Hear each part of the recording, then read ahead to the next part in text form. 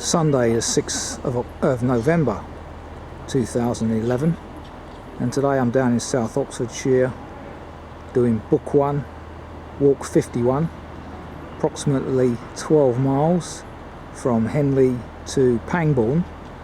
I'm taking a bit of a gamble today that I'll get this 12 miles done in daylight, because obviously now getting dark around 4:25, leaving walking time up to 4:45.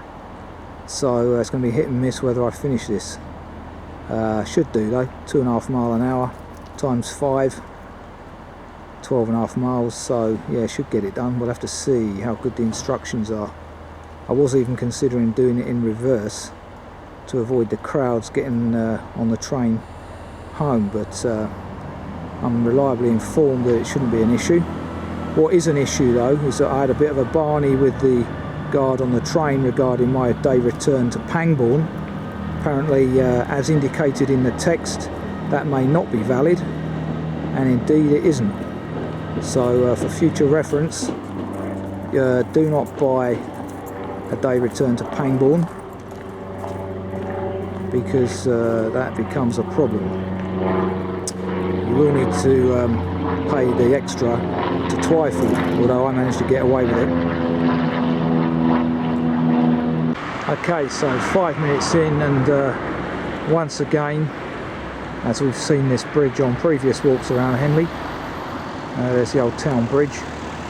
It's a lovely chill autumn day today, and the purpose of coming down to Henley is I'm hoping to catch the last of the autumn colours on this walk. So that's the raison d'être. Point 2 of the text looks like what was the Queen's Head has now been renamed the Boathouse.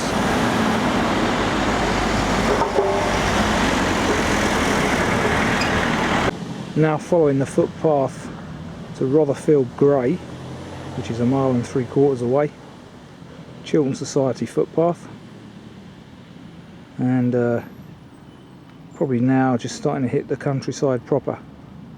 It's about 11:15. I forgot to indicate that earlier, so I should be fine for 4:45, hoping to get the 1737 back. Point 7 of the text, there's the stile, but it looks like most people now taking that path through the gap there to enter this delightful valley by all accounts. Well, we'll soon find out about that in a second.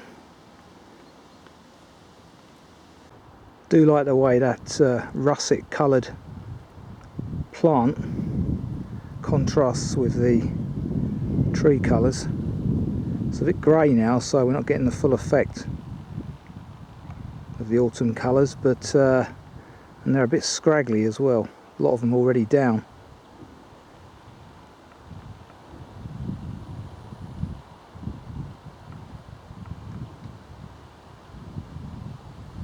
Quite muddy underfoot today, following some heavy rain over the last few days, but hopefully we won't see any of that today.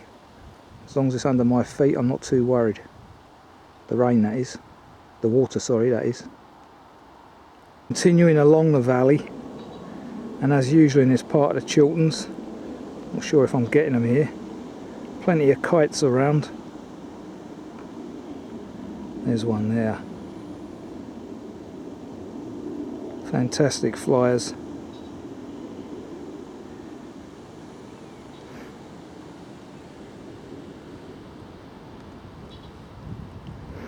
This is continuing through the valley, which indeed is very attractive, en route to Rotherfield Grey.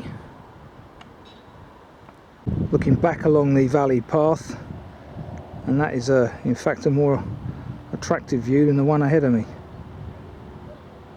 particularly offset by that field colour.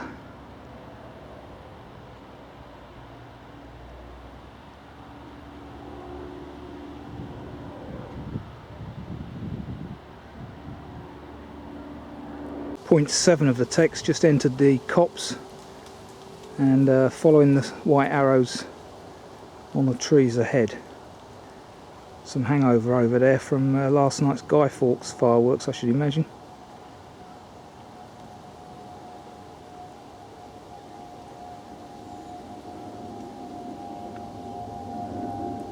Thought that was banned now. Anyway, let's hope there isn't any poison down. Just about to enter the potentially muddy track. Yes, indeed muddy. I'd almost forgotten what it was like to walk in mud. It's been so long since we've had enough rain.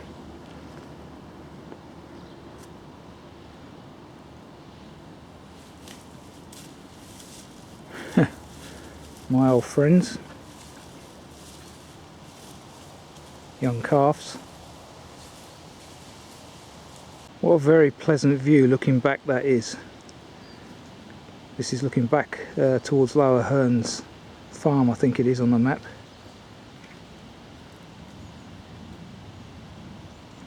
Delightful.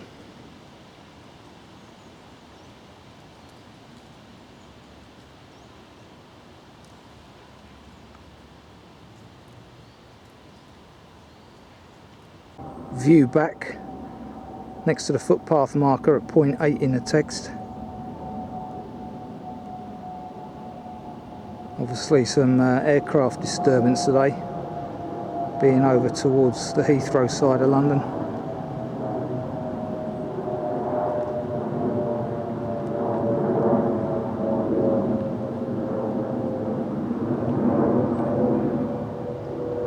Point 9 in the text.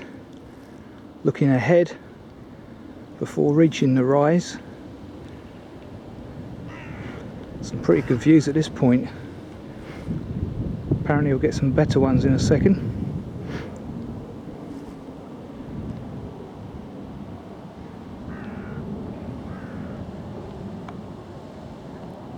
Okay, the view back from point 9 in the text, just on the outskirts of Rotherfield Greys. And indeed very pleasant.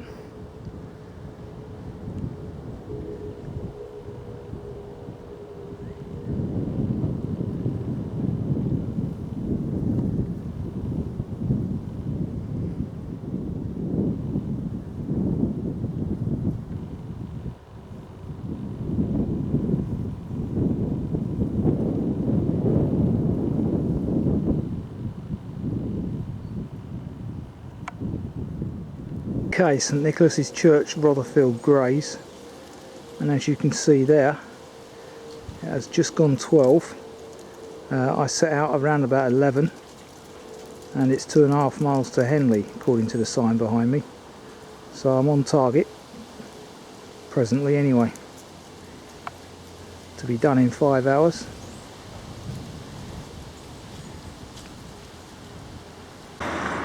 There's the pub, the Maltster's Arms, for those wanting an early refreshment stop. Looks pleasant enough. St Nicholas's from the rear, rather spoilt by this modern addition.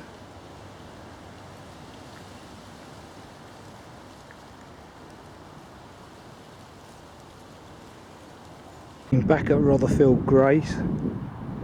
Landscape's changed a bit here, less undulating, a bit more level.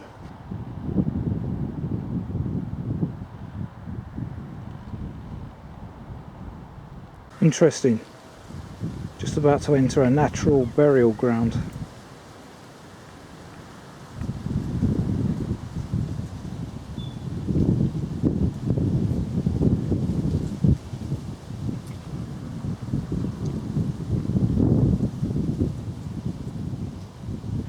There's the contact details for those interested. And thanks to Claire for that gate. And the BCTV for sorting it all out.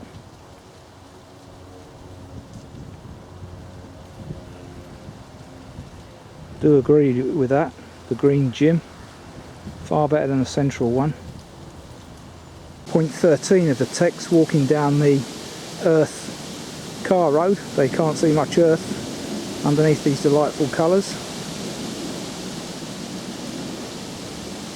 Walking through the new plantations mentioned in point 15 of the text,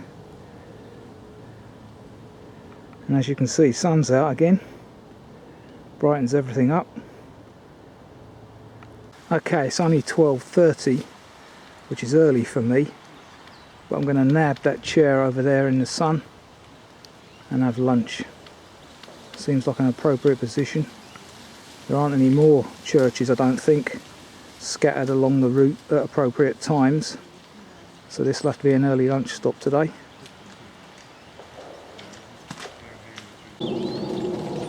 Fine view there, rather spoilt by that modern monstrosity on the side. God knows what that is. Anyway, as you can hear, plenty of bird song to accompany me.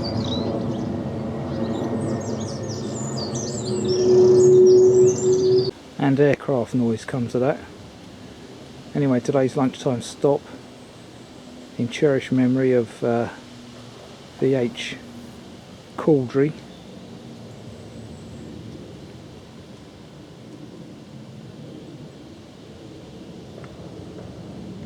Okay, 1 o'clock, lunch has been had, and we're back on the move. Looking back at the church, rather good example up there of something that's not so common now, and which will be highly sought after shortly: mistletoe.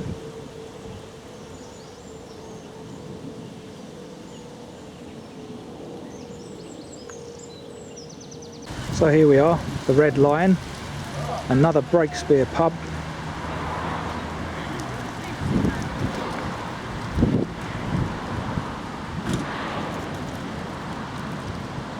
Well, there you go, another 100 metres on from the pub. There's a solitary bench there that would have served a nice purpose for lunch. Got a kilometre of road walking at the moment, towards the next pub apparently, the Unicorn. So a further 15 minutes on, you come across the Unicorn pub, another Breakspear one. Set on a busier road this time, but still pleasant enough with a garden. And as you can see on that notice board over there, open all day for yummy food, delicious drinks and good times, apparently.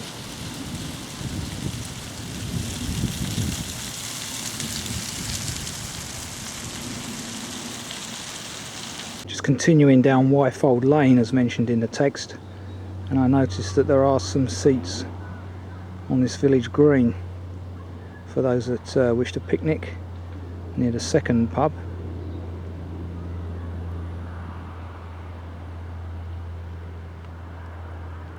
Just about to enter the beechwood of New Copse, and as you can see there, some lovely colours.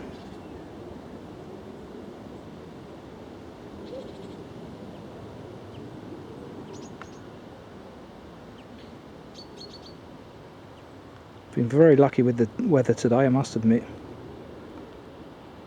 Lovely the way the sun comes through there. So, as well as these white markers on the trees, there is actually a number of footpath markers now as well. Makes life easier. This is certainly lovely woodland walking. As you can see, plenty of leaves on the floor, but still a fair few up above.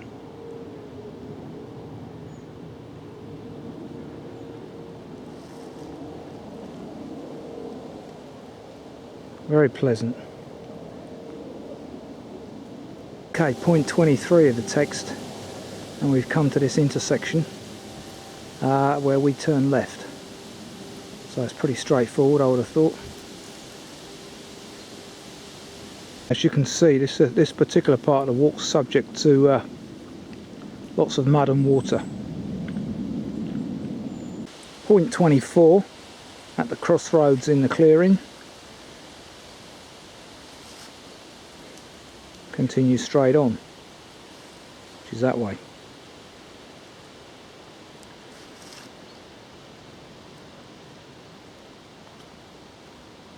Very pleasant down there with the sunshine on it.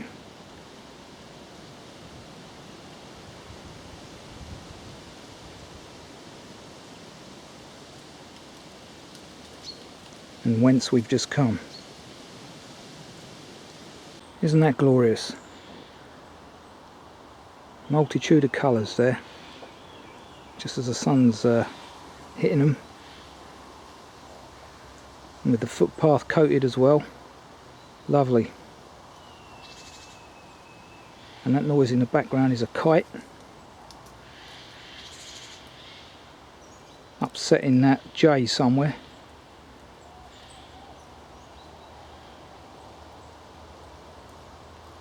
The cogwheel of a well mentioned in the text.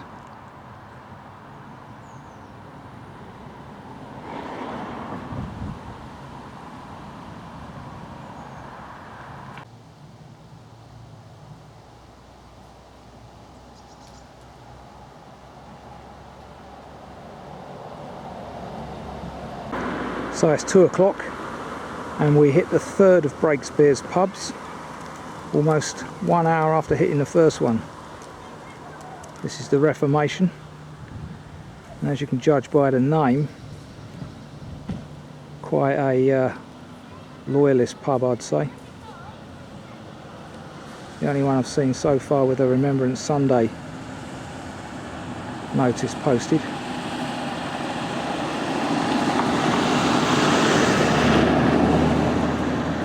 Seems to have a large car park, so possibly a nice garden round the back as well.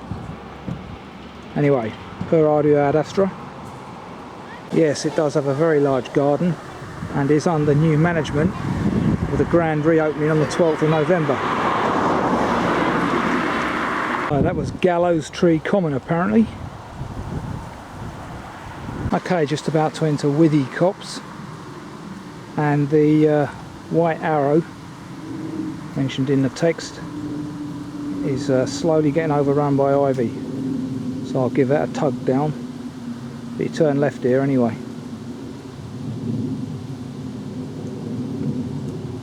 This footpath through Withy Copse is a lot softer underfoot, consequently boggier, probably not used as much, but very much similar to the last copse. Delightful beech woods.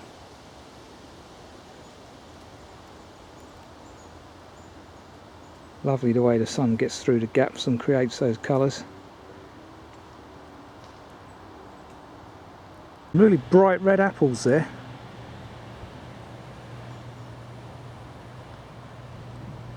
Not sure what they are, I haven't seen them before.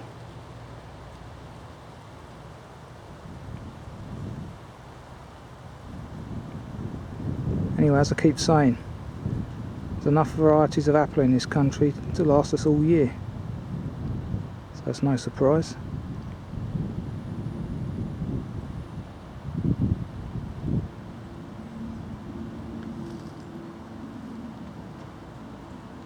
Strong smell of curry emanating from the Palm Tree Indian restaurant over there.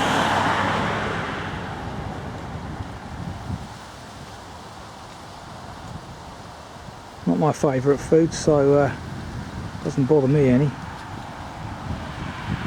Used from point 34 in the text. For the timekeepers amongst you, would have passed the Indian restaurant around 2:30, so even that's feasible for a lunch break if you're that way inclined.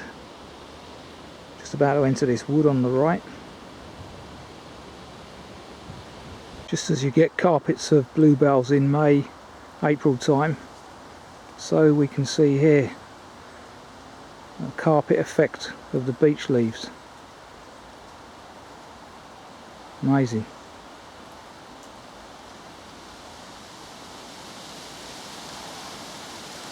Wind's picking up a bit now and the temperature's dropping, as you'd imagine. Okay, it's very easy to miss this, but barely visible on that tree there is the M3 arrow mentioned in the text, which means here we go straight on, as opposed to left down there. And even as I talk, the beech leaves are falling. Point 35, confirmation that we're on the right track.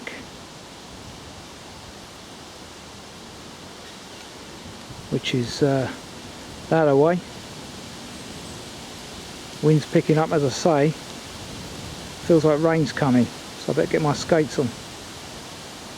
Just tested the natural navigation theories, and this birch, which has clearly been blown over, is indeed lying in a southwesterly direction, a southwesterly northeasterly direction.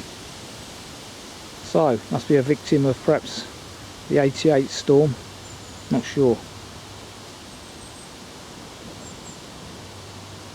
Point 37 of the text, and we're just about to cross a track here and turn left going downhill. Now, rather interestingly, behind me I just heard a raven. The distinctive sound of a raven up there somewhere. Not a very common visitor to these parts, I wouldn't have thought. But I've seen them before inland on my travels. Listen.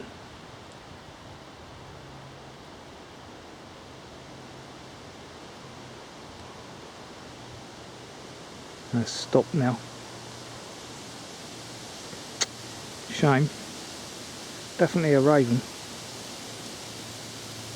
Point 39 of the text, and the wooden style mentioned after the redundant one is indeed itself redundant because it's broken. So, got to clamber over a gate here. Just left the Hardwick estate behind us. Very pleasant it was as well. Now headed towards Path Hill on the map. So just about to turn left here towards Maple Durham, and we've just left the Chiltern Way extension, which, believe it or not, goes up past Hitchin, if I remember correctly. That house over there is almost Cotswoldian in style.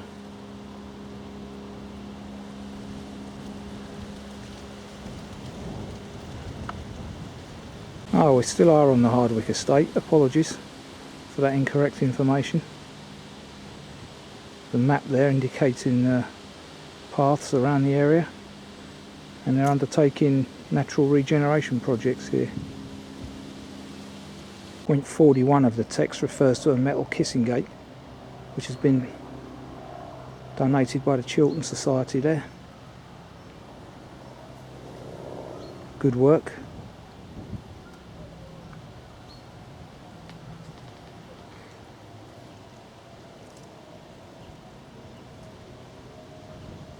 There's some lovely colours there.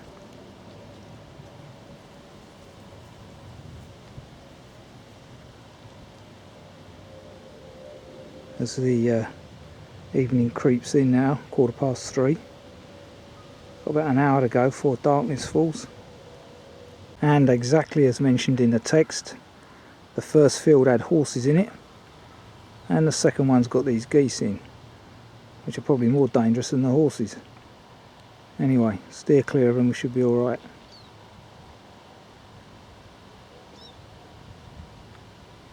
It's a lovely view over that valley.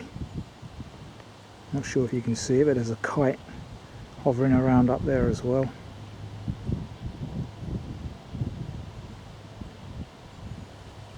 Don't think you can. Delightful.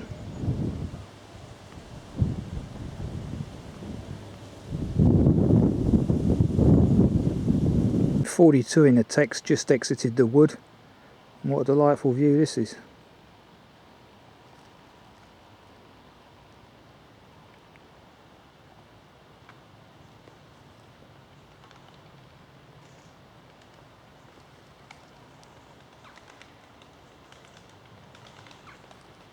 Look at that there.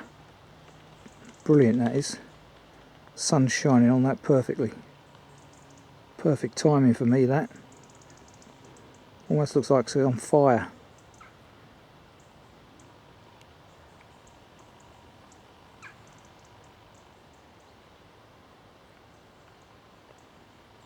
And unusually for today, very quiet, no planes.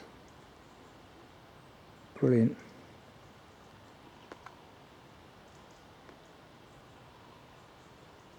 Onward direction over there, I think, down towards that gate. Very interesting house over there. Amazing. I wonder what that's all about on the doorway.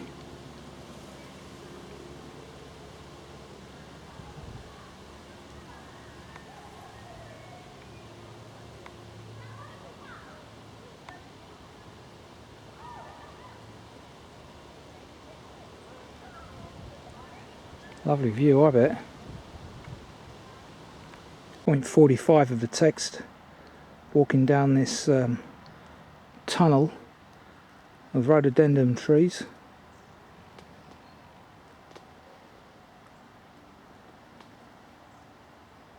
Point 46 of the text, and that's Path Hill, I believe. Very West Country like down here now.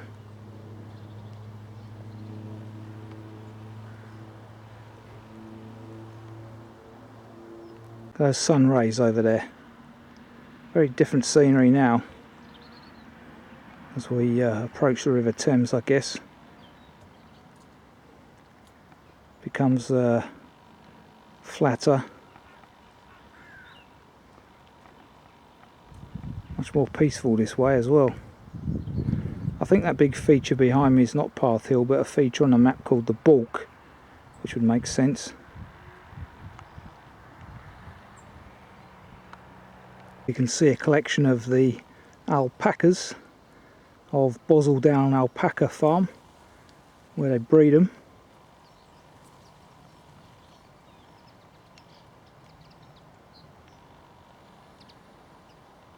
Some young ones there.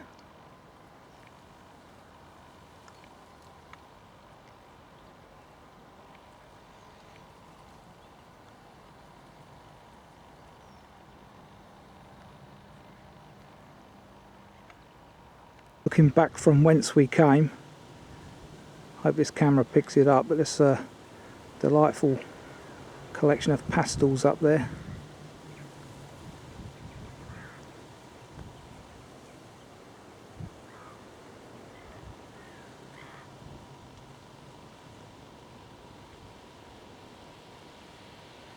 And on my left you can see why that feature's called the Bulk,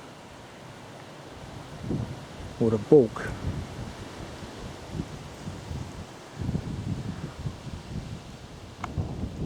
Alpacas and autumn colours.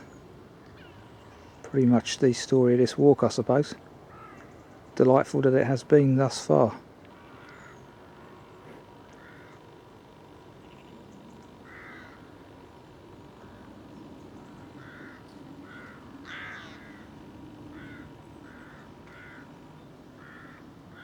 So there we have it, Boseldown Farm, not Boseldown as I earlier said.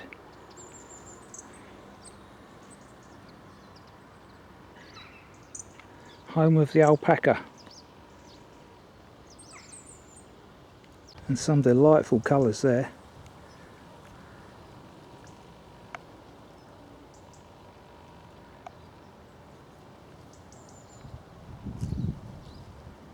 Fantastic.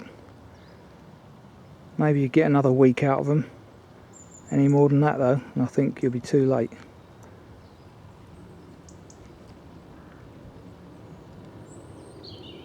So even in the closing stages of the day, or embers, be appropriate I think. Still some nice colours around, including these willows to the side of me here. Nice thick coat he's got there.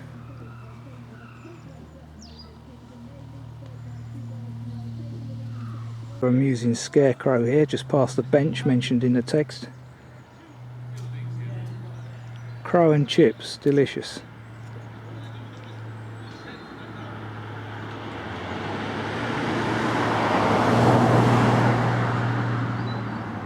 Nice one. So as you can see through the trees there, we're just entering Whitchurch on Thames. One of these old boundary markers. There's the Greyhound, for those that want an early tea stop, or a tea stop. It's 4 o'clock now for the record.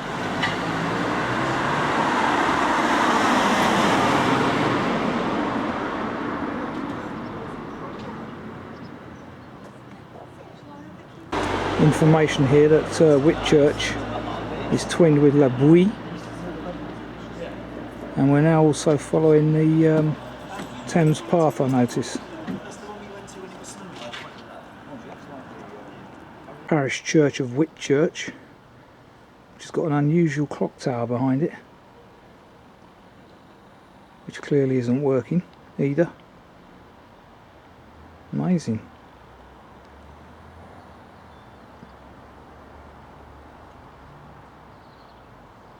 And from another angle, very gothic looking, that tower, do like that. Even that clock's wrong as well.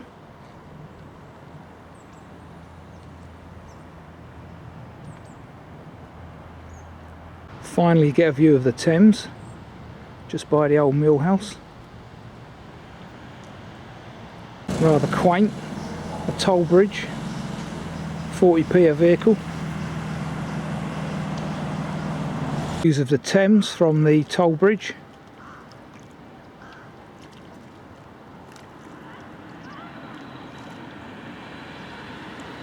Plenty of fish in there leaping about.